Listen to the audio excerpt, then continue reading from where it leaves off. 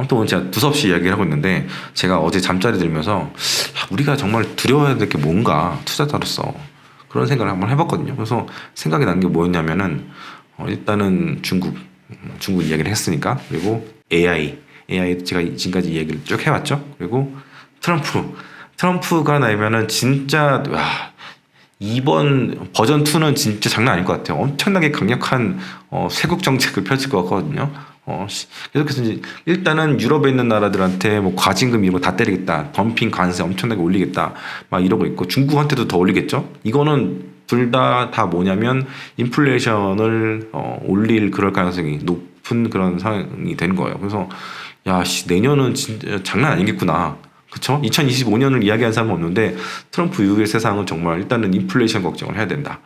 그런 게 있고, 그리고 이제 전 환경 굉장히 관심이 많은 사람인데 환경적으로 볼 때도 이제 전기차라든가 이런 쪽들에 대해서 좀 예전보다 바이든 정부보다는 지원이 많이 줄어들 것 같기도 하고, 그런 것들이 조금 프라이싱이 된 게 지금 테슬라 가격이 좀 빠진 부분도, 주가가 빠진 부분도 있다고 저는 보고 있고요. 그리고 그렇기 때문에 테슬라가 열심히 지금 치킨 게임을 하고 있어요. 또 가격을 모델 Y를 내렸더라고요. 여기서 더 내릴 게 있나 싶은데, 어쨌든 간에 그 제품 마진율에 대한 경쟁력은 너무 어마어마하고 전 세계 어떤 기업도 따라잡을 수 없을 정도로 강력하기 때문에 계속해서 이제 치킨 게임을 하고 있는 상황이고, 그리고 네 번째로 제가 말씀을 드리고 싶은 게 바로 상업용 부동산. 이거는 제 채널을 보신 분들은 위험성에 대해서 제가 이야기를 여러 번 했으니까 인지를 하고 계실 텐데, 대부분의 투자자들은요 그런 거 생각 안 해요. 지금 포모에 있는 사람들이 상업용 부동산 신경 쓰겠어요? 올해 대선인데 뭐 이런 거 터지겠어? 돈으로 다 막겠지. 지금까지 잘 막았잖아. 그리고 이번에 뉴욕 커뮤니티 뱅크 같은 경우에도 그냥 지나가는 거 아니야? 뭐 이런 식으로 얘기를 하고 있는데, 저는 그런 생각이 들어요. 3월달 금리 인하 같은 시장의 착각이 시장 참여자들에게 똑같이 일어날 것이다. 3월 금리 인하가 물 건너간 거는 뭐 큰 건 아니긴 하지만, 하지만 상업용 부동산은 분명히 다르다. 이거는 옐런도 그렇게 쉽게 보고 있지 않은 그런 상황인 것 같다 생각이 듭니다. 그래서 제 생각에는 그 미국 재무부가 올해 국채를 적게 찍겠다 이렇게 이제 가스라이팅을 하고 있어요. 그러면서 국채 가격에 대해서 좀 방어하고 있는 그런 상황이잖아요. 근데 그거 아세요? 계속해서 거짓말을 해왔어. 언제 재무부가 우리 국채 올해 많이 찔 거예요, 막 이런 얘기 한 적 없잖아요. 계속해서 그냥 셧다운이 계속해서 일어나듯이 계속해서 빚을 늘리고 있어요. 빚이라는 게 줄어드는 게 쉽지가 않아요. 그리고 미국은 빚을 줄일 생각이 별로 없는 나라예요. 왜냐하면 선거가 있기 때문에. 그리고 굉장히 포퓰리즘적인 나라이기 때문에 돈을 풀다가 줄인다? 이거는 그냥 재산을 못하게 되는 그런 일이라고 저는 생각하거든요. 그래서 무진장 채권을 발행하게 될 것 같고, 그러면서 이제 무진장 돈을 풀게 되지 않겠나. 그래서 올해 저는 셧다운이 몇 번은 더 일어나지 않겠나, 적어도 3번은 더 일어나지 않겠나, 그런 생각을 하고 있습니다.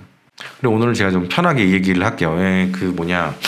이제 제가 독고 투자지를 많이 찍지 않기 때문에 한번 이제 이렇게 영상을 찍을 때 하고 싶은 말들 다 얘기하도록 하겠습니다. 편하게 얘기할 건데, 일본 투자에 대해서 관심이 대부분 없으신 것 같아요. 제가 보니까 저번 영상들 보니까 제가 독고 투자일지 지금까지 촬영하면서 그렇게 적은 조회수가 없었거든요. 일본 얘기를 하니까 여러분들이 안 보시더라고요.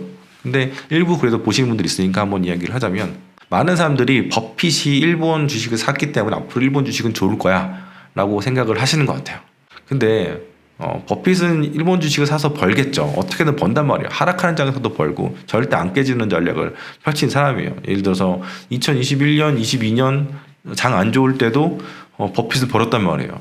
아크가 캐시우드가 엄청나게 깨지는 상황에서도 버핏을 번단 말이에요. 근데 여러분들은 버핏이 아니란 말이죠. 그리고 버핏은 일본을 다 산 게 아니에요. 자기가 좋아하는 기업들만 산 거야. 그리고 이 여우 같은 노인네는 언젠가는 팔고 나올 거란 말이에요. 근데 그 시점은 몰라요. 팔고 나서 알게 된 거지.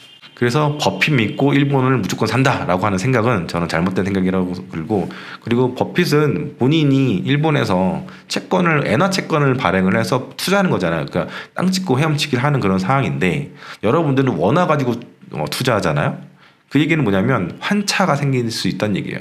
예를 들어서 올해 수많은 분들이 일본이 금리를 올릴 수 있다, YCC를 간둘 수 있다. 막 이런 얘기를 많이 하시더라고요. 저는 그에 대해서 저도 그렇게 생각합니다라고 얘기한 적은 없어요. 물론 만약에 그런 게 생기면 일본 주식시장이 망가지 가능성이 있다. 왜냐면 금리에 굉장히 민감한 사람들이 외국인들이고 이 사람들은 레버리지를 이렇게 투자를 하기 때문에 굉장히 그렇거든요. 근데 그런 가능성이 별로 없다고 저는 생각을 했었고, 그래서 실제로 지금 일본이 금리를 올릴 여력도 별로 없고, 근래 들어서 BOJ 그 총재도 비슷한 얘기를 했었고, 그런 상황이 되다 보니까 엔화가 지금 또 계속 평가 절하가 되고 있는 그런 상황이에요.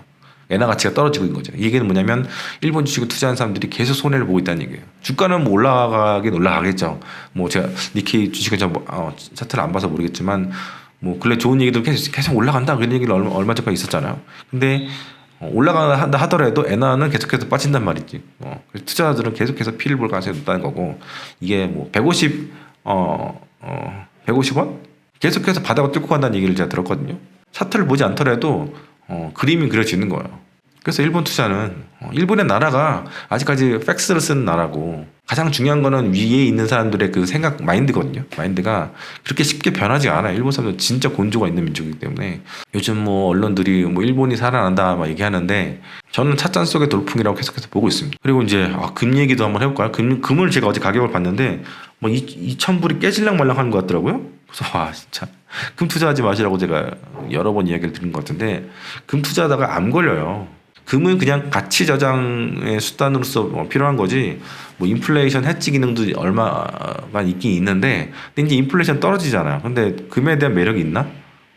저는 그런 생각이 들어요. 약간 금이 사실 매력이, 저는 금보다는 비트코인보다는 금을 더 선호를 한다고 하지만 둘 다 사진 않아요. 근데 금은 가치 저장 수단으로서 뭐 연기금이라든가 아니면 정말 어디 돈을 꼬불쳐 놓아야 되는 안정적인 그런 투자처로서 의미가 있는 거지. 어떻게 보면 투자로서의 그 투자 수익으로서의 매력은 비트코인보다는 떨어진다고 봐요. 왜냐하면 뭐 금이 팬덤이 있는 것도 아니고, 비트코인은 팬덤이라는 게 그나마 좀 있잖아요. 둘 다 희소성이라는 공통점이긴 하지만 팬덤이 있는 산업은, 그 팬덤이라는 것도 뭐 사실 저는 그렇게 뭐 신뢰하진 않지만 금 투자는 진짜 힘든 거예요. 금뿐만 아니라 원자재 자체가 힘들어요. 니켈 가격 엄청나게 폭락했잖아요. 니켈 가격. 전기차에 들어가는 핵심 그 원자재 중 하나인데, 앞으로 전기차가 더 많이 팔릴 것이고 미래가 좋을 것이라고 사람들이 예상을 했지만, 이런 단기적으로 볼 때는 경기 침체가 오게 되면은 그 수요가 줄어들어서 그 수요가 줄어들면은 원자재 가격은 진짜 변동성이 크기 때문에 또 추풍낙엽처럼 빠지는 게 원자재 가격인데, 어떤 전망 가지고 이렇게 산다는 게, 장기적인 전망을 가지고 산다는 게 진짜 쉬운 게 아니고, 제가 저번에도 말씀드렸지만 장기적으로는 긍정론이야, 우상향이야. 우상향이지만 그 중간중간에 있는 엄청난 그런 변동폭들이 되게 작아 보이긴 하겠지만 그 생각보다 진짜 내가 맞닥뜨리게 되면 진짜 큰 거란 말이에요. 그래서 늘 무지성으로 그렇게 긍정론을 갖고 있는 거는 진짜 옳지 않다. 대표적으로 톰리 같은 사람들이죠. 톰리 같은 사람들. 2021년, 2022년 많이 깨졌고, 또 올해든 뭐 작년에는 연말에나 맞았던 거지, 그쵸? 그래서 제가 보기에는 이 사람은 2024년도에 원래대로 돌아가지 않겠나. 시장에 있어서 지금은 각광받지만 좀 지나면 이 사람의 진가가 밑바닥에 미천이 나오지 않겠나 생각합니다. 그리고 마지막으로 후티 반군 이야기. 제가 중동에 대한 그런 전쟁에 대한 가능성은 별로 없다. 차찬성의 돌풍이다. 이런 얘기를 10월 달부터 처음 전쟁, 하마스 전쟁 때부터 이야기를 들었는데, 그 뒤로 뭐 딱히 얘네들이 원유 가격을 흔든 것도 없고, 그리고 뭐 국지전이죠 거의. 더 막 뭐 확전된다는 엄청난 뉴스들을 뒤로 하고 아무런 일이 지금 안 일어나고 있고, 미군 3명이 죽었지만 바이든 정부는 이거를 크게 확전을 시킬 생각이 없고, 그리고 이란이라든가 다른 나라들도 확전을 시킬 생각이 없는 거죠. 이런 와중에서 지금 후티 반군이 점점 쇠퇴하고 있다. 그 게릴라전에 능한 후티 반군이 공격이 지금 쇠하고 있다. 무기가 다 떨어져 가는 걸 수도 있겠죠. 왜냐하면 항모가 그 근방에서 다 막고 있으니까. 이란이 후티 반군을 지원하는 루트가 있을 거 아니에요. 무기를 그 지원 루트가 있을 텐데 여기를 다 미국이 막고 있겠죠. 그러니까 서서히 후티 반군도 소멸까지는 아니지만, 그렇게까지 이야기하기엔 좀 섣부르긴 하지만 그런 공격들이 굉장히 줄어들고 있는 것 같아요. 그래서 우크라이나전 같은 경우는 명분이 별로 없어. 저는 뭐 나토도 아니고. 그래서 미국이 굉장히 공격적으로 긍정적으로 막 도와줄 가능성이 별로 없겠다라는 생각을 계속해서 말씀드렸는데, 여기는 미국 상선들이 지나간 곳이고 원유도 마찬가지고 지금 물가를 굉장히 잡아야 되는 그런 상황이 있는데, 글로벌적인 물류 체인 굉장히 중요한 곳이잖아요. 파나마 다음으로 미국한테는 중요한 그런 루트인데도 불구하고 미국이 그냥 좌시하지 않는 거죠. 그래서 천주국 미국을 믿어라라고 제가 얘기를 했잖아요. 우크라이나는 그냥 내버려둬. 그냥 러시아 가져가기 놔둬. 트럼프 되면 그냥 끝난 거예요, 전쟁. 근데 그냥 러시아가 다 차지해버린 거지요. 근데 이쪽은 정말 홍해 쪽은 좀 다르다. 그렇게 얘기를 드린 겁니다. 그래서 그렇게 지금 가고 있는 상황이고, 미국에 직접적인 피해가 있는 곳이 생기면 미국은 정말 제대로 갑니다. 이게 좀 안타까운 거죠. 뭐 안타까운 건데 뭐라고 할 수 없어요. 미국이 뭐 자기 돈 들여가지고 뭐 방어한다는데 뭐 뭐라 할 말 있겠어요. 근데 그러면서 볼 때 동아시아 쪽도 대만 전쟁이 지금 다시 또 화두가 되고 있고, 외국 투자자들이 조금씩 그런 부분들을 코스피에서 프라이싱하고 있다, 그런 얘기들을 하잖아요. 이건 제가 작년 재작년부터 했던 얘기긴 한데, 대만 쪽 전쟁이 일어나게 되면 미국이 얼만큼 적극적으로 이 전쟁에 임할 것인가 라는 생각을 해봐야 되고, 사실 미국은 적극적으로 임할 생각이 별로 없기 때문에 계속해서 TSMC의 공장들을 미국으로 이렇게 옮기길 원하고 있고, 뭐 일본으로도 옮기게 하려고 원하고 있는 그런 상황인 것 같아요. 그러니까 탐탁지가 않은 거지. 일단 미국 자체 내부적으로 볼 때는 전쟁에 대한 그런 정서가 별로 안 좋거든요. 왜 남의 나라에 우리 젊은이들과 돈을 보내가지고 우리가 왜 피해를 보냐, 이런 상황이에요. 경찰 국가가 되는 걸 원치 않아, 미국 사람들은. 전쟁을 좋아한다는 사람들도 있어요. 미국의 전쟁을 되게 좋아한다는 얘기 하는데, 그거는 베트남전 때나 있었던 이야기고, 그 뒤로도 그때도 마찬가지지만 반전에 대한 전쟁을 싫어하는 그 정서가 계속해서 남아있고 더 심해졌기 때문에 지금은 완전 미국이 개인화됐어요. 예전처럼 2대1로 오르게 막 그렇게 침체가지고 막 전쟁의 자원에서 나가고 막 이런 젊은이들도 많이 사라진 상태고. 그래서 오늘은 이렇게 몇 분 동안 얘기를 했지? 오늘은 40분 동안 얘기했는데요. 잘 정리를 해가지고 또 올리도록 하겠습니다. 포커스설치 이 채널은요, 조금 이제 멤버십 위주로 가는 그런 채널이 될 것 같고요. 영상은 자주는 이제 인사를 못 드리는데, 정말 공부하고 싶은 분들, 시장의 움직임에 따라서 내 마음이 막 움직이고, 저도 이제 미국처럼 그냥 개인화된 것 같아요. 예전처럼 막 열정적으로 유튜브를 지금 못하고 있고, 이제 앞으로도 그냥 제 여행에 좀 집중하는 그렇게 살게 될 것 같아요. 작년에 연말에나 이럴 때는 진짜 엄청나게 유튜브 포커스 영상 엄청나게 만들었는데, 인간관계라는 게 그런 것 같아요. 모든 사람한테 다 잘해줄 필요가 없고, 모든 사람들하고 다 친해질 필요가 없어요. 나를 좋아하고 나랑 같이 있고 싶어하는 사람들, 이 사람들하고만 살아도 정말 충분해요. 지금 제 단톡방 그 멤버십 분들이 1,700명인데 저는 이분들도 감당이 안 되거든요. 이분들 정말 공부 잘 시켜가지고 정말 좋은 투자자가 됐으면 좋겠어요.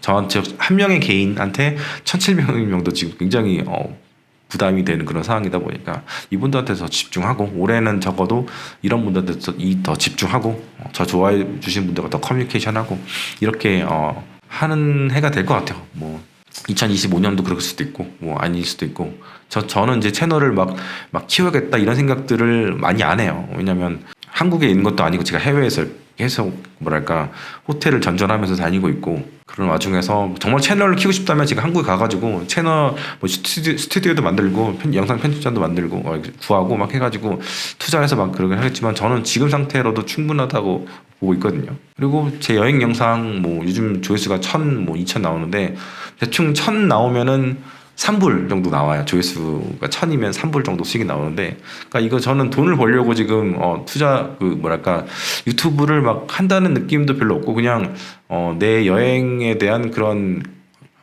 일기장, 아카이브 같은 그런 느낌으로 지금 영상도 만들고 있고, 그리고 또 영상 보시면서 좋아하시는 분들 굉장히 극소수의 저랑 이제 취향에 맞는 분들도 계시단 말이에요. 그런 분들하고 소통하는 재미도 있는 것 같고, 그래서 유튜브 채널은 올해 이렇게 설날이다 보니까 새해 느낌으로 말씀드린 것 같은데, 그렇게 잔잔하게 유지가 되는 채널이 될 것 같습니다.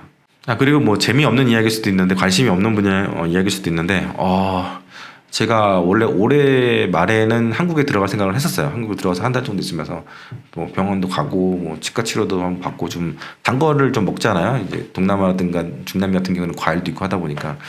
근데 이제 치과 치료를 또 추가적으로 해야 될 것 같기도 하고 건강검진도 3년 동안 안 받아가지고 아무튼 건강하게 잘 지내고 있긴 하지만 그렇게 해서 올해 들어가려 했는데 좀 일정이 바뀌었어요. 제 인스타그램 트래블 진스타를 이제 보신 분들은 아시겠지만 일정이 많이 바뀌어가지고 제 유튜브 채널 정보란 쪽에 가시면 일정들이 좀 바뀌었는데 10년 일정이었던 여행이 12년 일정으로 바뀌었습니다. 그래서 올해 말에 한국에 들어가려고 하다가 남미를 1년 반 6개월 정도 더 돌 것 같아요. 그래서 1년 3개월. 그래서 내년 2025년 4월에 우루과이를 마지막으로 해서 남미 여행이 끝날 것 같아요. 남미 탐방이죠. 그러니까 와 남미가 엄청나게 큽니다, 진짜. 그래서 내년 2025년 4월에 우루과이를 마지막으로 끝나고 그리고 나서 이제 5월부터 7월까지는 미국. 제가 절반을 돌았는데 전에 이제 내년에 가게 되면 5월부터 7월까지는 나머지 동부, 남부, 북부, 뭐 시카고라든가 뉴욕, 메인주, 플로리다, 뭐 켄터키 이런 쪽 반 절반 정도를 못 돌았던 부분들 돌 것 같고 그리고 8월부터 9월까지는 아직까지 따뜻할 때잖아요. 물론 캐나다는 추운 데가 많긴 하겠지만 캐나다를 대도시 위주, 그러니까 미국과 경계 보더 쪽에 있는 그런 쪽들 한 번씩 돌 것 같아요. 그리고 10월부터 12월, 내년 10월부터 12월까지는 쿠바라든가 카리브에 있는 도터 국가들 한 번 돌고 그다음에 한국에 돌아와서 겨울에 돌아가게 될 것 같아요. 내년 겨울. 그러니까 일정이 1년 정도 더 미뤄진 거죠. 그렇게 하면 될 것 같고 그리고 2026년부터는 남아시아부터 시작을 해서 동유럽과 중동 뭐 이렇게 해서 제 그 채널 정보란에 다 나와 있거든요. 이렇게 돌게 될 것 같습니다. 독코스jel지에서 또 트래블 제이 이야기를 하네요. 예. 오늘 여기까지 하고요. 또 다음에 제가 필 받으면 다시 한번 인사드리도록 하겠습니다. 감사합니다.